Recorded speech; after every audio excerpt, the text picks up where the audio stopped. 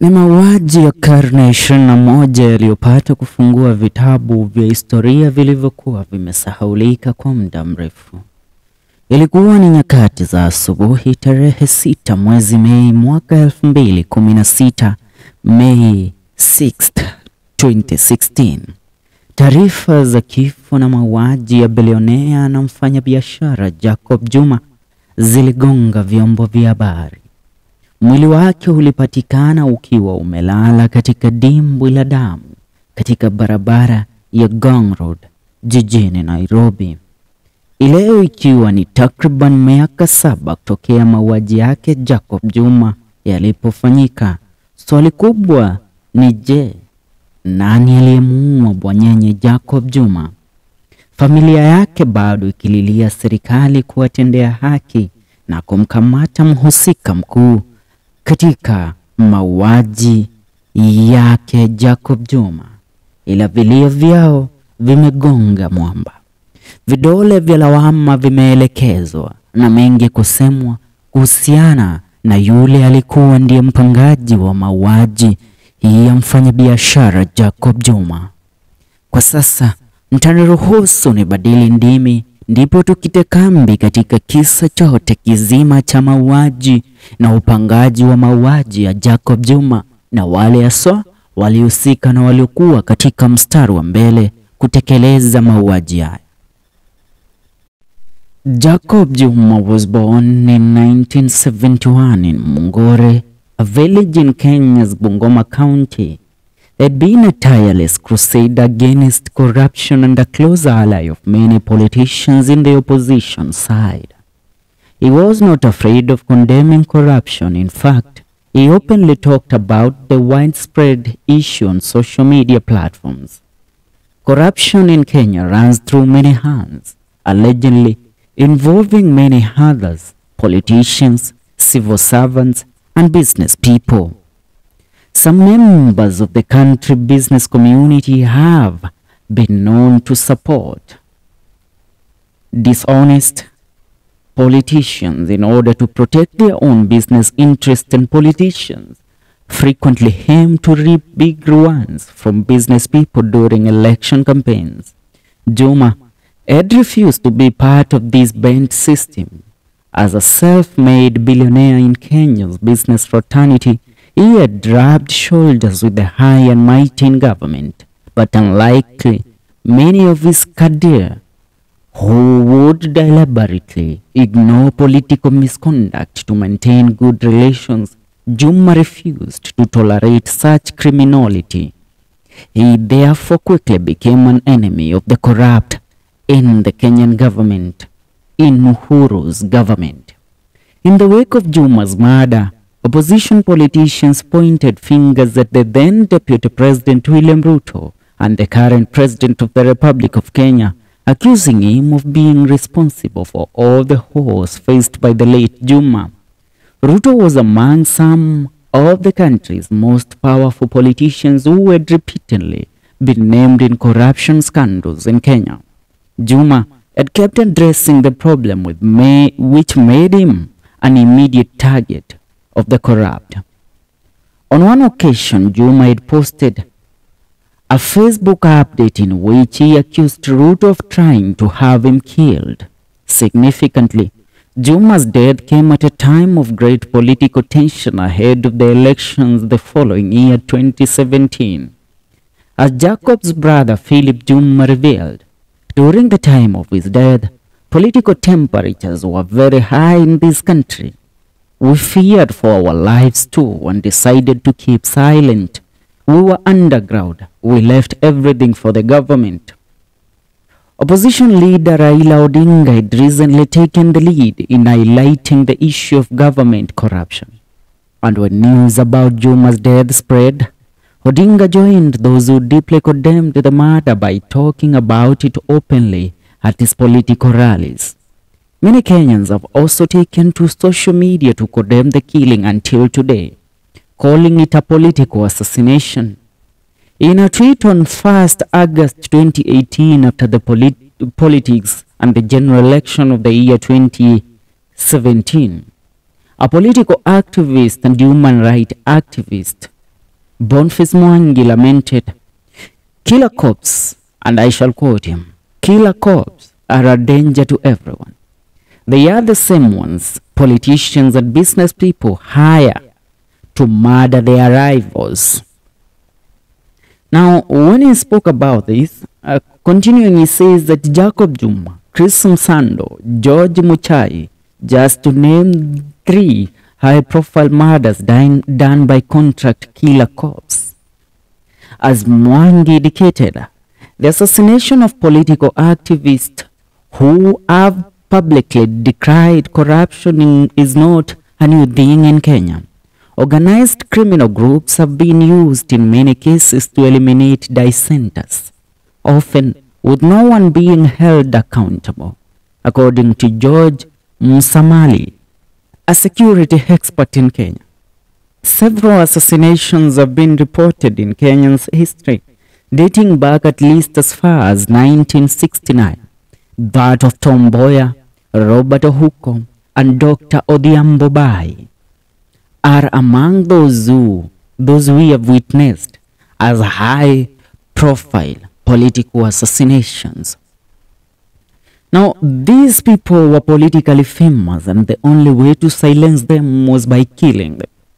Both Mwangi and Musamali singled out the death of Chris Msando, head of information technology at the Independent Electoral Boundaries Commission, who was murdered a few days before the country's general election in August 2017. He wanted Kenya to have a clean election, and he was targeted for his stand, said Msamali. Suddenly Kenyans went silent after his death, yet he was fighting for them. Since such incidences are used to actively intimidate opposition, tamper with democracy, and generate a climate of fear among citizens. It is believed that Juma's murder was a similar well-planned event involving some of the powerful individuals he associated with. For one, the assailants seemed to act under clear instructions. They trailed Juma, appeared to be aware of his movements, and avoided areas with CCTV surveillance. The exact ambush spot for Juma's car is unclear, but the assassins shot him on Gong Road where there are no security cameras. It is not clear whether Juma was assassinated because of his business dealings or his political stand. However, what is clear is that he had felt his life was at risk as early as a year before his death, which was in 2015. He had spoken about his impending demise on several occasions, something that troubled his family and followers. According to Philip, his brother, the family had known that Juma's life was most likely at risk. Before he died, he talked about his life being in danger on social media and also confided to us as a family. We helped him to go and record statements about it. The law enforcers did not take any action after the report, and they haven't taken any action till now after his death. We remained worried about his life until the unexpected happened. He was shot by unknown people in cold blood.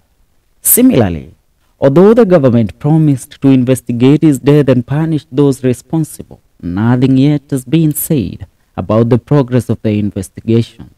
Philip spoke of the agony the family has been in since his brother died.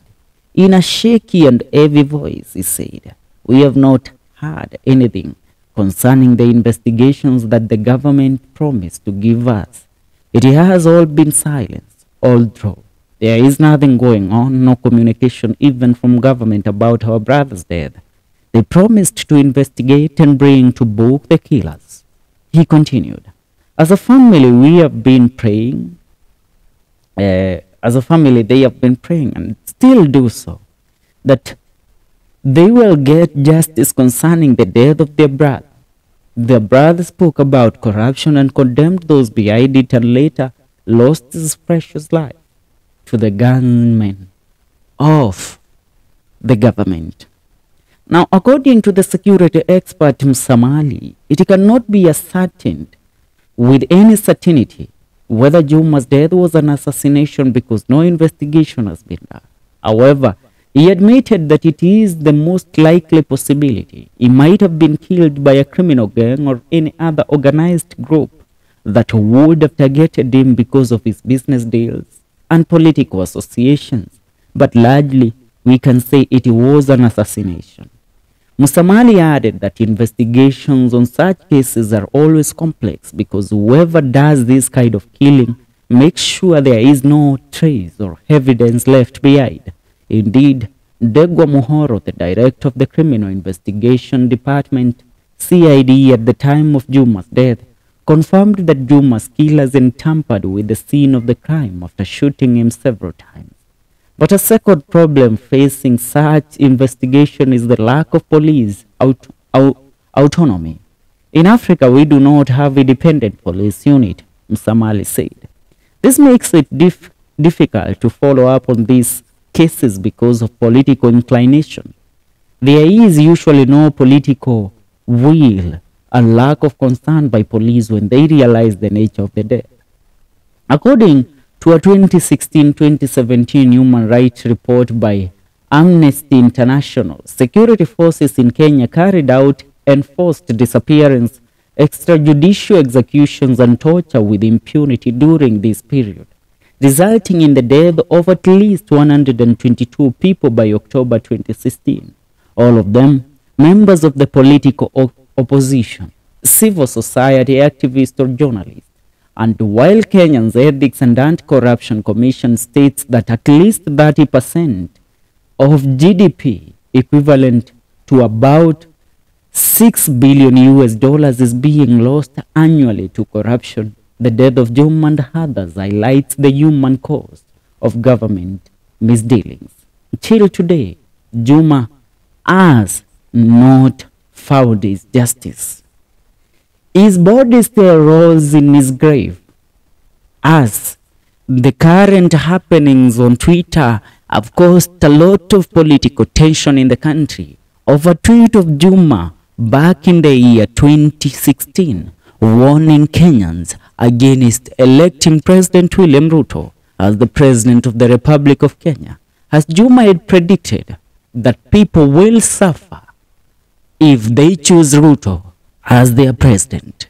Now, it seems Kenyans are concurring with the ones of the late Jacob Juma, as he had predicted the suffering that Kenyans are undergoing at these tough times. For now, that's what's up in regards to who killed Jacob Juma. As you have all heard, the whole story of Jacob Juma's demise all revolves around one man, a name that is only mentioned in silence, a name that is only mentioned in whispers, a name that is feared currently in the Kenyan political regime than any other name. Let's leave it there, for we also have a life that we care about. But for now, make sure you subscribe to FM Show KE. See you in the next video. You can make your decision in regards to the current happenings in the country and the information that I've currently given to you on who was highly regarded as the man that took the life of these political and business giants.